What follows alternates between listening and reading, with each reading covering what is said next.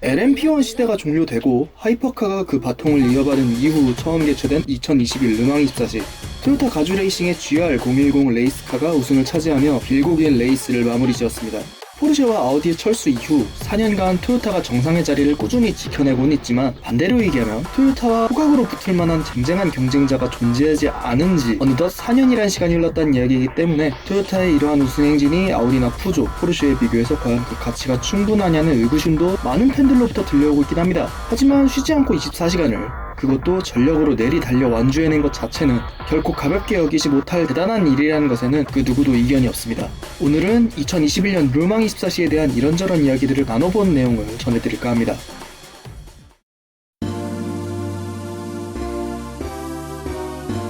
하이퍼카 클래스 첫 우승, 그리고 종합 원투 피니시를 거두며 르망 4연패를 이뤄낸 토요타 가주 레이싱. 그러나 세바스티앙 부에미와 나카지마 카즈키가 중심이 되었던 2020년까지와는 달리 이들의 팀메이트였던 마이클 컨웨이, 호세 마리아 로페즈, 그리고 고바야시 카무이의 7호차가 첫 우승컵을 들어올렸다는 점이 아무래도 가장 큰 이슈가 되겠습니다.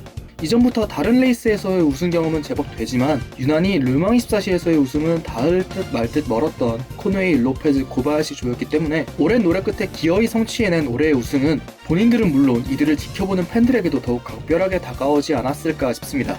세바스티앙 부에미가 스타팅 드라이버였던 8호차는 시작과 동시에 같은 하이퍼카 클래스인 글리켄하우스 007 LMH와 충돌하며 최하위로 내려앉았고, 이후에도 타이어 펑처와 기어 박스 트러블, 연료 개통 문제가 이어지는 등 많은 어려움을 겪었지만 쉼없이 다양한 방법으로 이에 대응하며 겨우겨우 선두 그룹으로 복귀했고, 3위 알핀과도 몇 랩 격차를 벌리며 안정적으로 레이스를 완주했습니다. 동일한 연료 개통 문제가 선두를 달리던 7호차에도 발생했지만 8호차와 동일한 대응으로 신속하게 상황을 수습하며 후속차와의 간격을 계속 유지할 수 있었습니다. 해당 연료 개통 트러블은 몬차에서 열렸던 직전 레이스에서도 양측에 비슷하게 발생했던 문제로 판단됐습니다. 토요타 측에서는 르망24시 스타트 이전 해당 문제를 확실하게 개선했다는 인터뷰를 한 것으로 확인됐지만, 결국 같은 문제가 르망을 달리면서도 발생했기 때문에 경주차의 신뢰성에 대한 근본적인 재검토가 필요할 것으로 여겨집니다.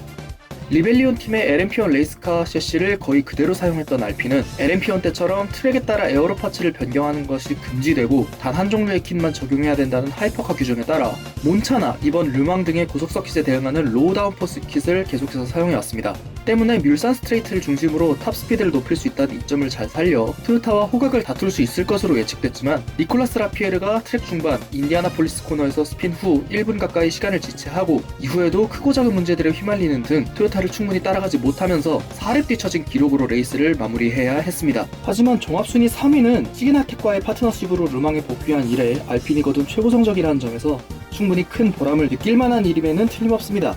SCG007 LMH 2대로 르망의 첫 출사표를 던진 글리켄하우스는 르망 테스트데이 때 3분 29초대로 가장 빠른 기록을 세워 잠시 주목받았지만, 퀄리파잉 때 토요타와 알핀이 이를 아득히 상회하는 기록을 세우며 토요타와의 직접적인 경쟁 가능성이 다시금 피력해졌습니다.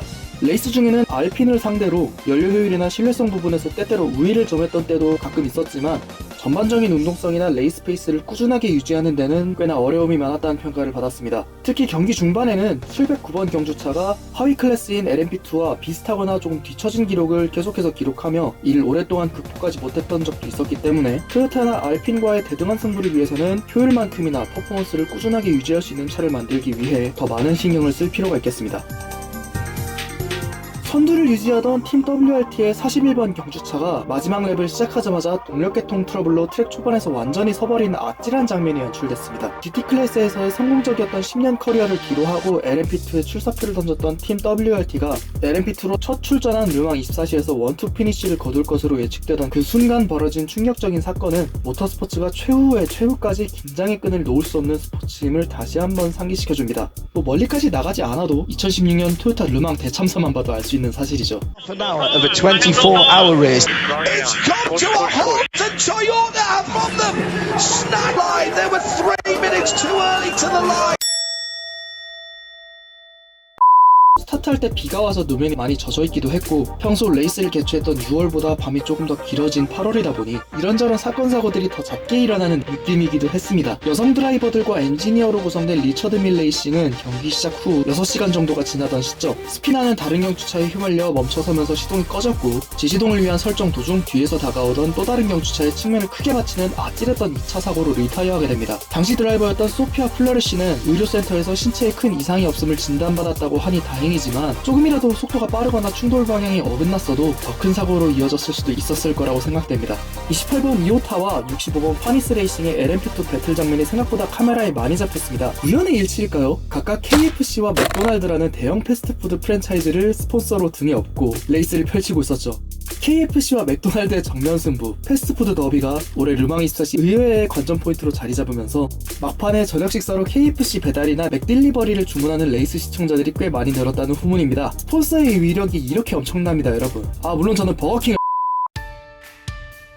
GT2 클래스는 AF 코르스에서 출전시킨 페라리 488 GT2 경주차가 프로 클래스와 AM 클래스 전부 휩쓸었습니다. 프로 클래스는 2012년, 14년, 그리고 19년에 이은 통산 4번째 우승이지만 그렇게까지 호락호락했던 경기 양상은 아니었던 듯합니다. 함께 달렸던 52번 페라리는 서스펜션 트러블이나 타이어 펑처 등으로 인해 순위권에서 멀어졌고, 콜벨 레이싱 베테랑인 안토니오 가르시와 조던 테일러, 그리고 야간 레이스에서 의외의 강점을 보였던 니키 캐츠버그 3인조의 63번 콜벨 레이싱 C8R 경주차가 탁월한 전략과 드라이빙 으로 순위권에 머무르며 선두에 지속적인 압박을 가하고 있었기 때문이죠. 포르쉐 GT팀은 92번 포르쉐 911 RSR이 3위로 피니시하며 포디움 사수는 겨우겨우 성공했지만 이미 상당한 수의 911 RSR이 리타이어한 지 오래였죠. GT 프로그램 축소를 발표한 포르쉐인 만큼 예년 같은 전투력을 보이지 않는 것은 어찌 보면 당연한 일인 것 같습니다. GT AM 클래스에서는 현재 페라리 주니어 드라이버로 F2에서 활약하고 있는 켈러 마일럿이 드라이버 라인업에 포함되어 있는 아이언링스 팀의 페라리 488 역시 포디움에 올랐습니다. 그야말로 페라리의 저력을 보여줬었던 르망24시가 아니었나 싶습니다.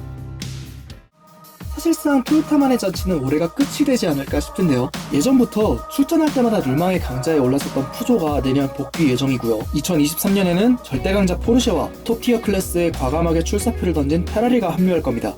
아우디, 토요타, 포르쉐 이후로 보지 못했던 르망 최고 클래스에서의 제대로 된 경쟁 구도가 조금씩 다시 형성될 것으로 전망되는 가운데, 최근 GT2 클래스도 2023년을 끝으로 폐지되고 GT3를 기반으로 한 새로운 톱업 GT 클래스를 준비 중이라고 하죠. 이래저래 브랜드의 참여도를 다시 높이려는 르망의 새로운 움직임이 조금씩 눈에 띄고 있습니다. 하이퍼카 클래스를 처음 도입한 올 시즌도 나름대로 여러 볼거리를 제공해줬으니 예전과는 또 다른 방향으로 재밌어질 르망24시를 앞으로 기대해봐도 좋을 것 같습니다. 오늘 영상은 여기까지입니다. 저는 다음 시간 다른 영상으로 돌아오겠습니다. 또 봅시다. 안녕!